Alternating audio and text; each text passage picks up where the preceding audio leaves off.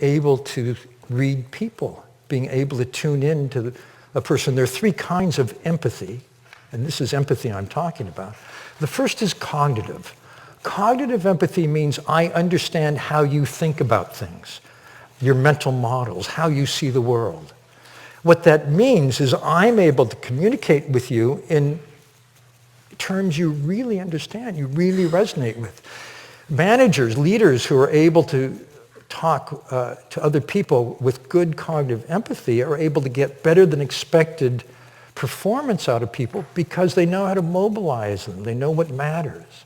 Then there's emotional empathy. Emotional empathy is an immediate felt sense of what's going on in the other person. And this is absolutely essential too. If you only have cognitive empathy and you don't have emotional empathy, you'll miss the mark. The third kind of empathy is very important too. It's empathic concern.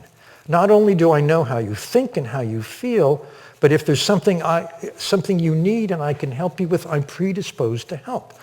The leaders who have the most loyalty, who people love working for, have all three kinds of empathy.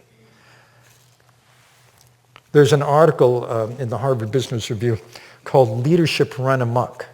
Leadership Run Amok is about people who may have cognitive empathy but lack the other two. These are leaders who are very good at hitting the target, for example, but don't care about what happens to the people that they manage. They have no feeling for them, and so they demoralize people, or people are ready to leave if they're able.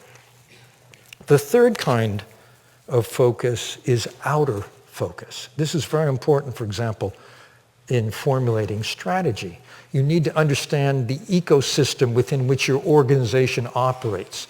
You need to be able to sense what's going to work, what we'll need to do in the future, and so on. And for that, you need a kind of systems view, big picture thinking. The sad story here is actually the BlackBerry. There are basically two kinds of strategic thinking. One is exploitation. The other is exploration.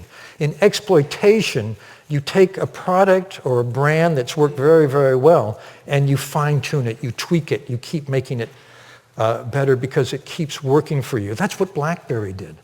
The danger is if you don't also explore. Exploration means you look widely, you see what's happening, where things are going. You do R&D, you try to come up with the next new thing. And they failed to see, for example, Samsung. They failed to see what the competition was doing. If you don't have an inner focus and an other focus and an outer focus, the danger is being rudderless, clueless, or blindsided.